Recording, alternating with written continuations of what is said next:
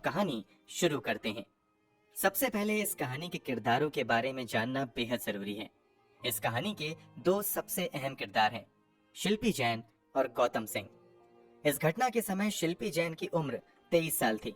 शिल्पी पटना के एक बड़े बिजनेसमैन उज्जवल कुमार जैन की बेटी थी। 1999 के आसपास उज्जवल जैन पटना में कमला स्टोर्स नाम की रेडीमेड कपड़ों की एक बहुत बड़ी दुकान चलाया करते थे। शिल्पी जैन बचपन से ही पढ़ाई में काफी तेज थीं। पढ़ाई में तेज होने के साथ साथ शिल्पी दिखने में भी काफी खूबसूरत थीं। इन्होंने घटना के कुछ साल पहले ही मिस पटना का भी खिताब जीता था। घटना के समय शिल्पी पटना विमेंस कॉलेज से ग्रेजुएशन कंप्लीट करने के बाद कंप्यूटर क्लास कर रही थीं। इस कहानी का दूसरा अहम किरदार गौतम सिंह भी कोई मामूली इंसान नहीं था। गौतम सिंह के पिता का नाम डॉक्टर वीएन सिंह था, जो पूरे परिवार के साथ लंदन में रहते थे। समय समय पर ये पटना भी आते रहते थे। डॉक्टर वीएन सिंह लालू प्रसाद यादव के बेहद करीबियों में से एक थे। वो कैसे, जानेंगे आगे। चूंकि गौतम सिंह के पिता लालू प्रसाद यादव के करीबी थे, इस कारण गौतम सिंह को बिहार की राजनीति को करीब से समझने का मौका मिलता है और वो लंदन छोड़कर पटना में रहते हुए राजनीति में ही अपना भविष्य बनाने की कोशिश में लग जाते हैं।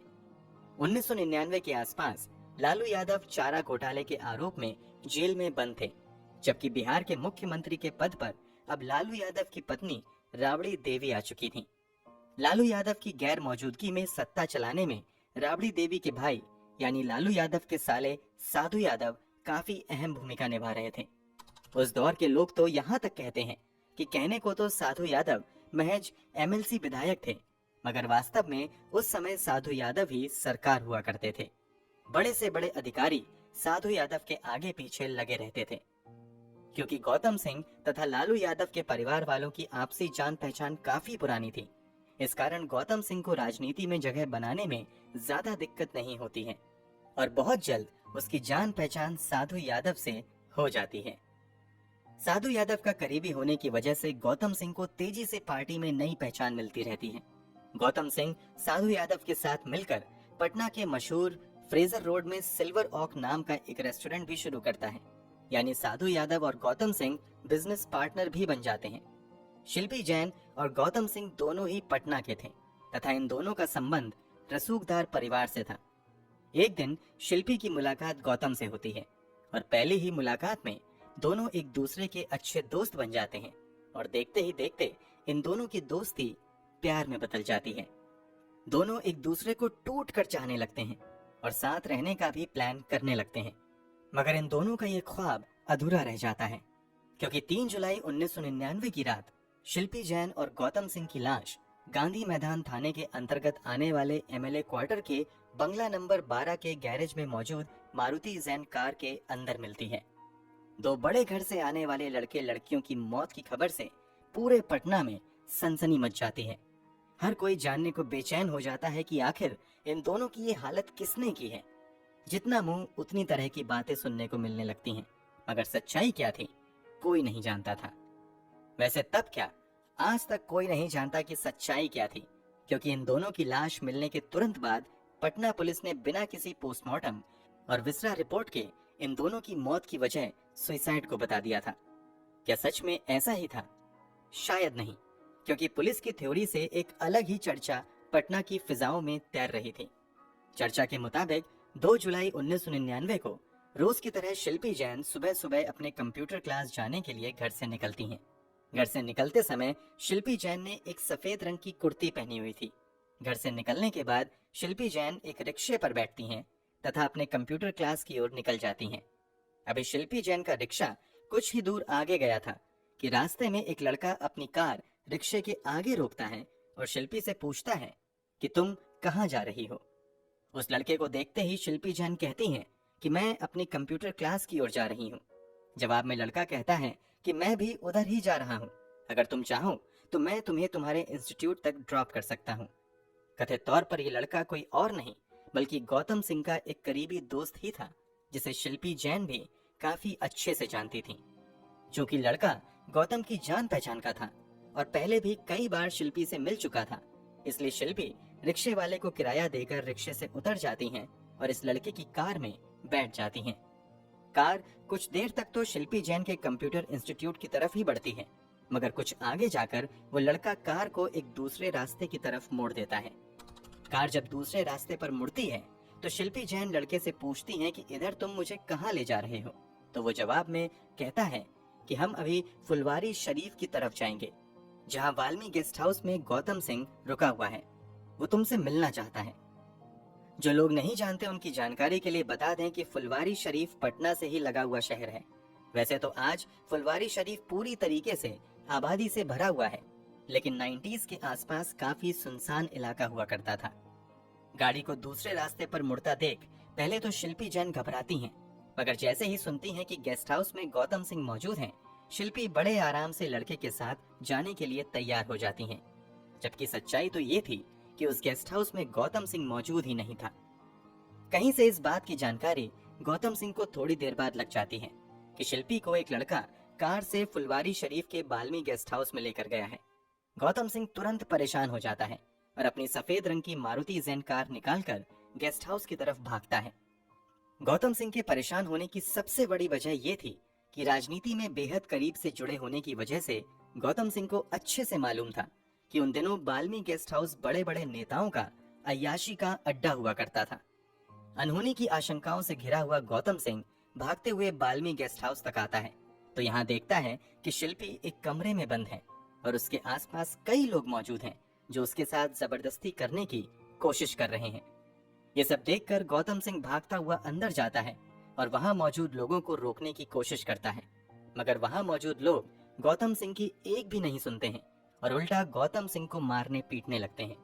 गौतम सिंह को मारने पीटने वाले लोगों में कोई दूसरे लोग नहीं थे, बल्कि गौतम सिंह के ही बेहद करीबी जान पहचान वाले नेता थे। गौतम उन लोगों से रहम की भीख मांगता है, मगर वो लोग गौतम की एक नहीं सुनते हैं और फिर गौतम की अच्छे से पिटाई करने के बाद शिल्पी जैन के साथ बड़ी बेरहमी से दरिंदगी को अंजाम देते हैं।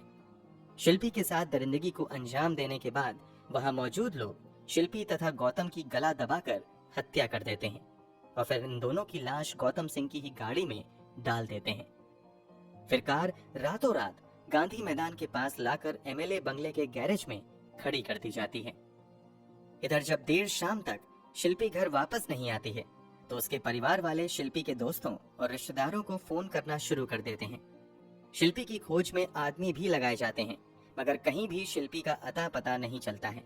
यहाँ तक कि शाम हो जाती है और शिल्पी घर वापस नहीं आती है। थक हार कर शिल्पी के पिता स्थानीय थाने में जाकर बेटी के गायब होने की रिपोर्ट भी दर्ज करवा देते हैं। कुछ ही समय बाद खबर आती है कि गौतम सिंह भी गायब है। इसी के बाद दोनों की तलाश शुरू हो जाती है। दिन भर इन लोगों की खोज होती रहती है, मगर कहीं से कोई अता पता नहीं चलता है। इस खोजबीन में कई घंटे बीत जाते हैं। तभी अगले दिन यानी 3 जुलाई 1999 की रात 9 बजे के आसपास अचानक से पुलिस की एक टीम गांधी मैदान थाने के अंतर्गत आने वाले एमएलए क्वार्टर के बंगला नंबर 12 के पास पहुंचती है और गैरेज को खोलती है तो गैरेज के अंदर पुलिस वालों को गौतम सिंह की वही सफेद रंग की मारुति जैन कार मिलती है। कार के अंदर की तलाशी लेने पर पता चलता है कि उस कार में शिल्पी जैन और गौतम सिंह की लाश है। पुलिस के पहुंचने के कुछ ही देर बाद वहां पर लालू यादव के साले साधु यादव भी अपने समर्थकों के साथ पहुंच जाते हैं, हंगामा करने लगते हैं। इस बात का जवाब आज तक नहीं मिल पाया कि साधु यादव को इस बात की जानकारी किसने दी कि पुलिस को गैरेज से कार मिली है और फिर साधु यादव वहां आकर हंगामा क्यों कर रहे थे। इस रात से भी आज तक पर्दा नहीं उठ पाया कि पुलिस को किसने खबर दी कि गैरेज के अंदर कार है और इस कार में शिल्पी और गौतम की लाश है। खैर, घर से तो शिल्पी सफेद रंग की कुर्ती पहनकर निकली थी, मगर जब कार में उसकी लाश मिलती है तो एक कपड़े के नाम पर उसके शरीर पर सिर्फ गौतम का टी शर्ट था, जबकि गौतम बिल्कुल नंगी अवस्था में था। तब इन दोनों की लाश को करीब से देखने वाले लोगों के मुताबिक लाश को देखकर पूरा अंदाजा हो रहा था कि इन दोनों को बड़ी ही बेरहमी से मारा गया है। शिल्पी के शरीर पर जूतों से पिटाई के भी निशान थे। साधु यादव के समर्थकों के हंगामे के बीच पुलिस तुरंत इन दोनों की लाश को कब्जे में लेते हुए पोस्टमार्टम के लिए पीएमसीएच भेज देती है। ढंग से होना तो ये चाहिए था कि पुलिस वाले मौके पर ही कार से सबूत इकट्ठा करें या फिर कार को दूसरे क्रेन की मदद से खींचकर पुलिस थाने तक ले जाएं। मगर पटना पुलिस का एक कांस्टेबल उस कार को खुद ही चलाकर थाने तक लाता है।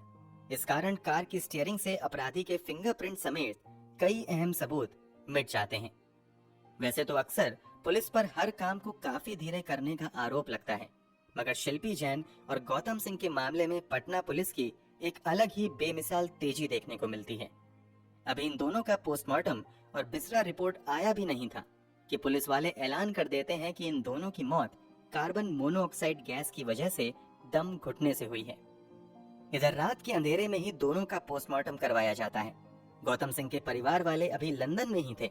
इसके बावजूद बिना उन लोगों की इजाजत के गौतम सिंह का अंतिम संस्कार रात के अंधेरे में ही पटना पुलिस द्वारा करवा दिया जाता है। इस अंतिम संस्कार में गौतम सिंह का कोई भी रिलेटिव शामिल नहीं हुआ था। आनन फानन में अगली सुबह शिल्पी जैन का भी अंतिम संस्कार कर दिया जाता है।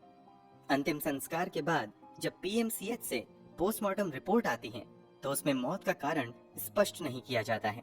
हालांकि ये संभावना जरूर जताई जाती है कि इन दोनों की मौत जहर खाने से हुई है।